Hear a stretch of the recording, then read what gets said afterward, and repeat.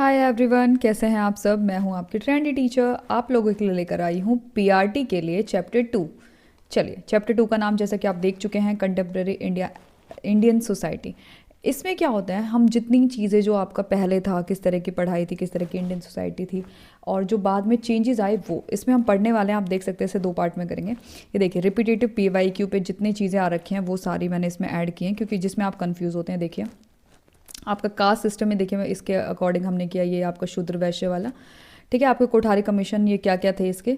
इसमें इवन मैंने 1-2 question paper में देखे कि उसकी ना टैग लाइन आती है, और टैग लाइन हमें लर्निंग विदाउट बर्डन 9 NCF 2005, उसके अलावा कुछ नहीं आती है। देखिए, आप देख सकते हैं, ये मैंने पूरा का पूरा इसमें ऐड किया है। आपका वेस्टर्नाइजेशन, संस्कृत लिटरेसी गैप क्या है, आर्टिकल्स मैंने इसमें ऐड किया है। ग्लोबलाइजेशन है, ये देख सकते हैं आप, ये पूरा कमीशंस हैं। एनईपी मैंने देखो बहुत अच्छे से ऐड किया, इसमें देख सकते हो। एनईपी तो हमें फिर भी आता है, एनसीएफ नहीं आता। अब मैंने इसमें NCF full form, NCF foundational stage और एनसीएफ टीचर एजुकेशन दोनों, उसके बाद इनका कंपैरिजन कि भैया किसमें क्या चीज़ बोली गई, ये सारा ये देखो। और टैगलाइन जो है आपके एजुकेशन एक्ट के लिए, वो भी इसमें मैंने ऐड किया है। तो चलिए शुरू करते हैं। इसको 2 पार्ट्स में करेंगे, ज़्यादा लंबा ना हो, क्योंकि हम साथ साथ बाकी जो पार्ट ए है उसकी भी प्रिपरेशन हमारी जो चल रही है, इसलिए बच्चों पर बोझ ना हो। इसको मैं आपको डैम श्योर पहले से जल्दी करा दूंगी, तो डोंट वरी अबाउट दैट। चलिए, सोशल एंड नेशनल इंटीग्रेशन, ठीक है। क्या होता है, देखो, समाज सब समझ में सारा आता है, इजी होता है, लेकिन जब आंसर आता है तो सारे सेम सेम लगते हैं। देखिए, समाज और आपका जो देश है उसका इंटीग्रेशन का मतलब क्या है। Basically diverse population. आप कहोगे डाइवर्सिटी क्या होती है। डाइवर्सिटी होती है विभिन्नता। विभिन्नता मतलब किसी भी कास्ट, क्रीड, कलर का बिना भेदभाव के जो आपका ये क्या होता है, लैंग्वेज के बेसिस पे, माइनॉरिटी के बेसिस पे, किसी भी बेसिस पे हम अलग नहीं करते, हम यूनिफाई करते हैं, यानी कि एक साथ करते हैं, इकट्ठा करते हैं डाइवर्स पॉपुलेशन को। फिर आपका आता है मॉडर्नाइजेशन। मॉडर्नाइजेशन क्या होता है, accelerating the process through science and technology while maintaining values. यानी कि जो नयापन है, जिसको बोलते हैं हम मॉडर्न हो गया, उसका मतलब ये है कि हम जब प्रोसेस करते हैं साइंस और टेक्नोलॉजी को, कहाँ वैल्यूज़ को मेंटेन हुए, जो हमारी वैल्यूज़ हैं, जो अपना मूल्य हैं, जो बेस है, उसको ना छोड़ते हुए। प्रोडक्टिविटी होती है जब हम लिंकेज एजुकेशन को इकोनॉमी से जोड़ते हैं। अब देखो, प्रोडक्टिविटी का मान लो क्वेश्चन आ रखा है और ये आई रखे हैं, तभी पीवाईक्यू में इसमें ऐड हुए हैं। ये क्या है आपका, जब एजुकेशन को लिंक करते हैं इकोनॉमी से, तो आपका क्या होता है, वोकलाइजेशन, वोकेशनलाइजेशन। वोकेशनलाइजेशन आपको पता है, वोकेशनल क्या होता है आपका, व्यावसायिक। जैसे वोकेशनल स्टडी होती है तो आपका व्यावसायिक होता है ये। वैल्यू एजुकेशन जो होती है आपकी, cultivating social, moral, spiritual values to blind build character. जो आपकी मूल्य वाली एजुकेशन होती है, उसका मतलब क्या होता है, क्या क्या इंक्लूड होता है, सोशल, मॉरल, स्पिरिचुअल। इसमें क्वेश्चन कैसे मिलेंगे, वैल्यू एजुकेशन आपको दे दिया, इन तीनों को ऑप्शन में रख दिया, तो तुम कहोगे नहीं नहीं, सोशल होता है, मॉरल होता है, स्पिरिचुअल तो का तो क्या ही मतलब है, वैल्यू में तुम इसको काटा मार के इसको ए और बी लगा दोगे। नहीं, जो जो वर्ड्स इसमें लिखे हैं, एक एक वर्ड आपका काम का है, तो बहुत ध्यान से कॉपी में साथ साथ नोट करते जाइए। प्रिंट आउट कराएंगे तो ज़्यादा पैसे भी लग जाएंगे, और इतना बड़ा ये नहीं है।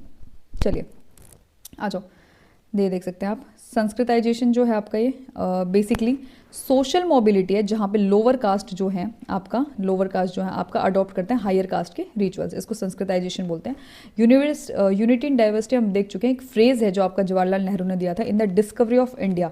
देखो, अब मान लो क्वेश्चन आता है, यूनिटी इन डाइवर्सिटी, तुम क्या कहोगे, नहीं पता हमें, ये फ्रेज जो है हमने कहीं पढ़ा है, नहीं। और ऑप्शन में अगर जवाहरलाल नेहरू का, तुम बिल्कुल नहीं करोगे, तुम कहोगे ये तो इंडिया की खोज है, भारत की खोज है, इसमें कहाँ यूनिवर्सिटी की यूनिटी की बात आएगी। देखो, यूनिवर्सिटी निकल रहा है। इट हाईलाइट्स द डिस्पाइट, ये क्या करता है आपका, लिंग्विस्टिक, रिलीजियस, आपका रिलीजन डिफरेंसेस के बेस पे उनकी बजाय उसको क्या करता है, हाईलाइट करता है, मतलब इन चीज़ों को ना मद्देनजर रखते हो। ये एक कल्चरल थ्रेड है, मतलब जो धागा जो सबको जोड़े हुआ है, ठीक है। किसकी बुक में आपका, जन नेहरू की बुक में। सोशलाइजेशन क्या होता है आपका, प्राइमरी फैमिली आता है, फर्स्ट एजेंसी। क्वेश्चन कई बार आता है, सीटेट का फेवरेट क्वेश्चन है, देख चुके हैं आप, डीएसएसबी का फेवरेट क्वेश्चन है, बहुत बार आता है, बहुत बार। इसमें और घुमा देंगे, मान लो ये तो जैसे सिंपल मैंने सीधा लिख दिया, इसमें लिखा घुमा देंगे कि जो फर्स्ट एजेंसी होती है ना, वो आपका ना पेरेंट्स होते हैं, या फैमिली होती है नहीं होती है, एक्सटेंडेड फैमिली होती है नहीं होती। तुम कहोगे एक्सटेंडेड फैमिली तो ना वो जो माइक्रो वाला, वो ब्रॉन फ्रेनर वाला डायग्राम है, उसमें तो जी दूसरे नंबर पे आती है, तो क्या होता है दूसरे नंबर पर, नहीं। फैमिली जो है आपकी, चाहे वो आपकी इंटीग्रेटेड फैमिली हो, फैमिली के भी टाइप्स होते हैं ना, फैमिली के टाइप्स भी करेंगे, ठीक है। जो फैमिली है आपकी फर्स्ट एजेंसी होती है, जो सेकेंडरी होती है वो आपके स्कूल, पीयर ग्रुप और आपकी मीडिया होती है, ये बात ध्यान रखना, ठीक है। हम गोला बना के इसमें करते थे ना, बॉर्न फ्रेड का जो डायग्राम होता था ऐसे वाला, माइक्रो मिनी वाला, वो जो हम थ्योरीज करेंगे तब उसमें क्लियर करेंगे।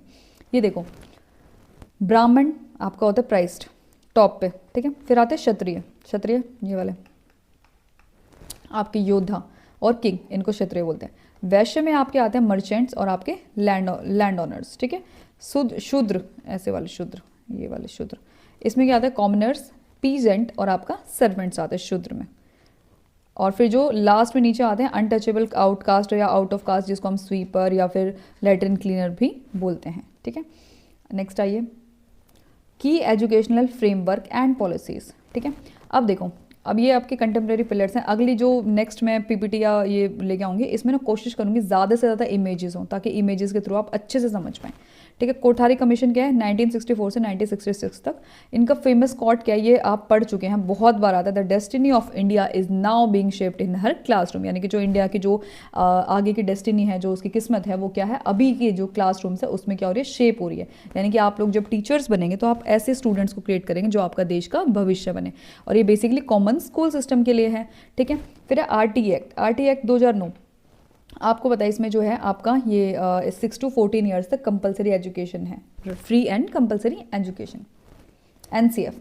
एनसीएफ लर्निंग विदाउट बर्डन, आपने एक बहुत बार पढ़ा, learning without burden and connecting school knowledge to outside of the school, यानी कि जो स्कूल की जो नॉलेज है उसको जो लाइफ के साथ जोड़ो, जो स्कूल के बाहर भी है।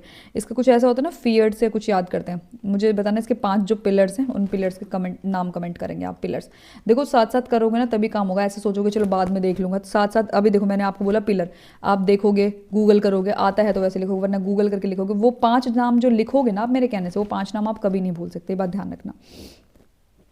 इंक्लूजन पे आ जाओ, contemporary society demand inclusive education, जबकि जो चिल्ड्रन विद स्पेशल नीड्स हैं वो क्या है, study along side regular student, ये आपका इंक्लूजन है। इंक्लूजन और देखो 3 चीज़ें होती हैं इसमें, क्वेश्चन बनता है, एक होता है सेग्रीगेशन, एक होता है इंटीग्रेशन, एक होता है इंक्लूजन। सेग्रीगेशन होता है कि वो पूरा, जैसे यहाँ पे आपके जो है विदाउट डिसेबिलिटी वाले बच्चे हैं और यहाँ पे विद डिसेबिलिटी वाले बच्चे अलग, बिल्कुल अलग। इंटीग्रेशन में क्या होता है, गोले में जो डिसेबिलिटी वाले बच्चे हैं वो आ जाते हैं, लेकिन इनसे फिर भी नॉन डिसेबिलिटी वाले बच्चों से अलग रहते हैं। इसमें क्या होता है आपका नॉन डिसेबिलिटी और disability, disability non disability, disability non disability क्या होते हैं, साथ होते हैं। तो आई होप ये चीज़ें जो ये डिफरेंस है आपको इसमें क्लियर हो गया होगा। जब डिजिटल डिवाइड की बात करते हैं, अब तुम कहोगे डिजिटल डिवाइड ये क्या अनोखी चीज़ दिखा दी आपने, क्या आगे हम तो हम देखा ही नहीं। जो गैप होता है ना आपका रूरल और अर्बन एक्सेस के बीच में, एक्सेस टू टेक्नोलॉजी, उसको हम जो एक ये आपका कंटेम्प्रेरी इशू है कि जो रूरल और अर्बन है वो क्या है, एक एक्सेस नहीं कर पाते टेक्नोलॉजी को। मान लो कुछ ना कुछ जो डिफरेंस होता है, जो गैप बन जाता है, उसको हम डिजिटल डिवाइड कहते हैं।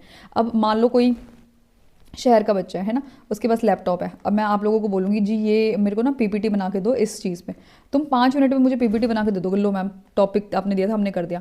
और यही चीज़ अगर मैं किसी गांव के बच्चे को बोलती हूँ और उसके पास लैपटॉप नहीं है, 1% इमेजिन करो, वैसे तो सबके पास ही आजकल 1% नहीं है, तो उसे नहीं आता वो चलाना, वो उस चीज़ को एक्सेस नहीं कर पाएगा, वो कहेगा मेरे को तो आता नहीं, मैं लिख के भेज दूँ, मैं पेन से कॉपी पर लिख के भेज दूँ।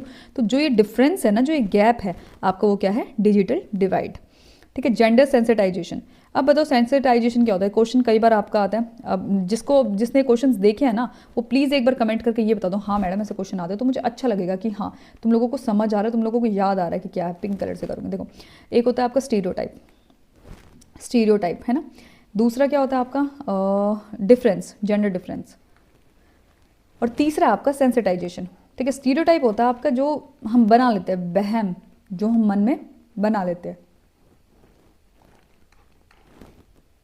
इसमें क्या है, moving beyond stereotype in text book and classroom interaction, यानी कि उससे बाहर, मतलब जो सेंसिटाइजेशन की ज़रूरत है, उनको समझाने की ज़रूरत है, भैया लड़की जो है 10वीं क्लास तक पढ़ने और ब्याने के लिए नहीं होती, लड़की जो है कुछ करने के लिए होती है, लड़का जो है निकम्मा नहीं होता, जैसे घर वाले बोलते हैं ना लड़के निकम्मे होते, कुछ नहीं पढ़ते लिखते, ऐसा नहीं है, वो देश का नाम रोशन कर सकते हैं।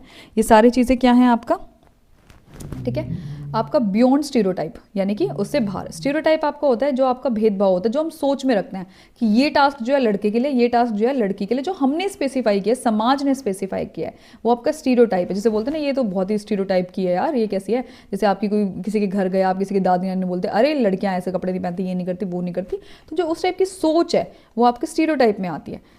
अर्बनाइजेशन होता है, अर्बनाइजेशन आपको समझ में आ गया, अर्बन इज रिलेटेड टू आपका शहर से या शहरीकरण, just shift from the rural to urban living leading to change in family structure, जैसे न्यूक्लियर और जॉइंट फैमिली आपकी होती है ना। न्यूक्लियर कौन सी होती है भाई, कमेंट करके मुझे बताना, न्यूक्लियर कौन सी, जॉइंट तो आपको बताइए कौन सी होती है, जिसमें आपके इन लॉज, आपके जो जॉइंटेड एक्सटेंडेड फैमिली है वो साथ में मिलकर रहते हैं। न्यूक्लियर फैमिली का मुझे मतलब बताना, न्यूक्लियर मतलब छोटी सी, ठीक है। अब ये वाला और पार्ट और करेंगे। सोशल मोबिलिटी आपका होता है संस्कृताइजेशन MN श्रीनिवास, ठीक है। नेशनल गोल जो आपका वो होता है मॉडर्नाइजेशन प्लस में वैल्यू एजुकेशन, यानी कि गोल हमारा क्या है, मॉडर्न होना हमारा गोल नहीं है, उसके साथ वैल्यू एजुकेशन भी प्रोवाइड कराना हमारा गोल है। प्राइमरी सोशलाइजेशन फैमिली और पेरेंट्स। टीचर का रोल क्या है, फैसिलेटर है आपका गाइड है साथ में एज पर NCF 2005। इंटीग्रेशन क्या है आपका, यूनिटी इन डाइवर्सिटी का है। ये टॉपिक और करेंगे, फिर बाकी जो है नेक्स्ट में करेंगे अच्छे से। चलिए, संस्कृताइजेशन, संस्कृत वाला, ये वाला संस्कृत वाला, ठीक है। अब देखो, ये बेसिकली MN श्रीनिवासन ने कॉइन किया था। ये प्रोसेस क्या होता है, जिसमें जो लोअर हिंदू कास्ट होते हैं वो अपनी कस्टम्स को, रिचुअल्स को, आइडियोलॉजी को, अपने वे ऑफ लाइफ को in the direction of high and frequently as twice bone cast, मतलब जब एकदम से पूरा जो बदलते हैं ना अपने आप को, तो वो क्या होता है आपका संस्कृताइजेशन। फिर होता है वेस्टर्नाइजेशन, ये मैं आपको बता चुकी हूँ। जो भी इंडियन सोसाइटी चेंज लाती है और कल्चर लाती है अपना 150 साल की जो ब्रिटिश रूल वाली चीज़ों को उसमें चेंज लाती है, वो आपका क्या है, ब्रिटिश रूल, मतलब ब्रिटिश रूल नहीं, वेस्टर्नाइजेशन, जो क्या बोलते हैं इसको, कुछ बोलते हैं हिंदी में, शहरीकरण नहीं, शहरीकरण तो वो होता है, अरे कुछ नयापन या ऐसा कुछ नाम भी होता है इसका, मैंने सुना है कहीं। मॉडर्नाइजेशन आपका आगे नयापन, इसमें क्या होता है, कॉपिंग ही नहीं करते, लेकिन उसकी स्पेसिफिक टेम्पर, रैशनलिटी और status by birth to achieve status by achievement, मतलब वो उससे पूरा का पूरा चेंज होता है। ये आपका डेमोग्राफिक है, ये आई थिंक इसको हम सेकंड पार्ट में करें या आर्टिकल से करें, चलो ये और कर लेते हैं, यहाँ से हम पार्ट सेकंड में करेंगे, इसी का पार्ट सेकंड होगा, ओके। दो चैप्टर्स पढ़े होंगे उसको हम उसमें करेंगे। देखो, ये बेसिकली 2011 का सेंसस है, सेंसस जो हमें करना ज़रूरी है। लिटरेसी गैप क्या होता है, जो डिफरेंस होता है मेल और फीमेल का, हम क्या करते हैं, मेल की और फीमेल की क्या करते हैं, लिटरेसी रेट को रट के चले जाते हैं, नहीं। अब लिटरेसी गैप क्या होता है, देखो ये आपका अप्रोक्स 16% है। अब आप लोग कमेंट में मुझे, ताकि सबको याद हो, मेल और फीमेल, अभी वीडियो स्टॉप करो और अभी के अभी मेल और फीमेल की जो है आप अपना लिख के बताओ मुझे, ठीक है। कंटेम्प्रेरी इश्यूज, सेक्स रेशियो क्या होता है आपका, कि चाइल्ड सेक्स रेशियो होता है, एक तो आपका वो 6 साल तक का सबसे कम है जो आपका हरियाणा का है, और सबसे ज़्यादा जो है वो कहाँ का है, मुझे कमेंट करके बताएंगे, ठीक है। फिर आपका रूरल अर्बन डिवाइड, ये आपका माइग्रेशन पैटर्न है, जो आपका स्लम स्कूल और जो चैलेंजेस होते हैं क्वालिटी एजुकेशन में उसके बीच में होता है। जैसे अर्बन एरियाज है जो दिल्ली में हाई डेंसिटी वाले, उनके तरीके में जो होता है चेंज, उसको हम कहते हैं रूरल अर्बन डिवाइड। नाम से समझ में आ रहा होगा तुम्हें, लेकिन तुम मान लो पेपर में ये तुम्हें पूरी स्टेटमेंट दी गई और तुम्हें ऑप्शन में ये दिया गया, कुछ और दिया गया, मॉडर्नाइजेशन दिया गया, तुम कहोगे ये तो कोई स्टेटमेंट तो मैंने सुनी नहीं है, ये क्या होती है, तो ऐसे ही बना के लिख दोगे, ये तो ऑप्शन बिल्कुल नहीं होगा, इसको सबसे पहले काटा मारोगे, मारोगे नहीं मारोगे।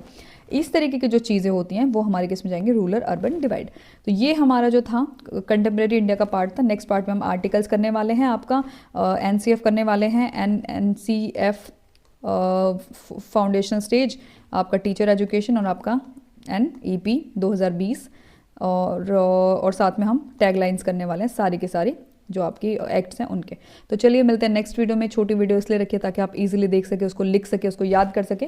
जैसे ये पार्ट पूरा हो जाएगा, इसके MCQ 20 से 30 MCQ मैं आपको ग्रुप पे सेंड कर दूंगी, आपको वो सॉल्व करने हैं। आंसर्स उसके लास्ट में बाद में भेजूंगी ताकि आप लोग चीटिंग ना कर सकें। तो चलिए मिलते हैं नेक्स्ट वीडियो में। कमेंट करके बता दीजिएगा मुझे पार्ट सेकंड जो है आपको कैसा, पार्ट मतलब चैप्टर सेकंड का पार्ट क्या होगा। चलिए मिलते हैं नेक्स्ट वीडियो में, बाय बाय।